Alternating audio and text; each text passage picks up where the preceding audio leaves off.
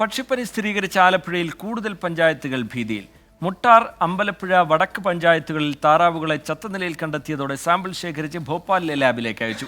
പക്ഷിപ്പനിയെ തുടർന്ന് കേരള അതിർത്തിയിൽ തമിഴ്നാട് പരിശോധന ശക്തമാക്കി. ആലപ്പുഴ ജില്ലയിൽ എടത്വ, ചെറുതന പഞ്ചായത്തുകളിലാണ് നേരത്തെ രോഗം സ്ഥിരീകരിച്ചത്. ഇവിടങ്ങളിലായി 17,480 താറാവുകളെ കൊന്നു മറവ് ചെയ്തു. മുട്ടാറും അമ്പലപ്പുഴ വടക്ക് പഞ്ചായത്തിലും താറാവുകൾ ചത്തതിനെ തുടർന്ന് ഭോപ്പാലിലെ അതിസുരക്ഷാ പക്ഷി രോഗനിർണയ ലാബിലേക്ക് സാമ്പിൾ അയച്ചിട്ടുണ്ട്. 3 ദിവസത്തിനുള്ളിൽ പരിശോധനാ ഫലം ലഭിച്ചേക്കും. പക്ഷിപ്പനി റിപ്പോർട്ട് ചെയ്ത പ്രദേശത്തിന്റെ 3 കിലോമീറ്റർ ചുറ്റളവിൽ പനി സർവേ നടത്തുകയും പനിയുള്ളവരിലെ തൊണ്ടയിലെ സ്രവം പരിശോധിച്ച് പക്ഷിപ്പനി അല്ലെന്ന് ഉറപ്പുവരുത്തുകയും ചെയ്യും. കേരളത്തിൽ നിന്നുള്ള കോഴി, കോഴിവളം, കോഴിമുട്ട, കോഴിക്കുഞ്ഞുങ്ങൾ, താറാവ് മുട്ട, താറാവ് എന്നിവ വരുന്ന വാഹനങ്ങൾ തമിഴ്നാട് തിരിച്ചയക്കും. വാളയാർ ഉൾപ്പെടെ 12 ചെക്ക് പോസ്റ്റുകളിൽ മൃഗസംരക്ഷണ വകുപ്പിന്റെ സംഘത്തെയും നിയോഗിച്ചു. 24 ആലപ്പുഴ.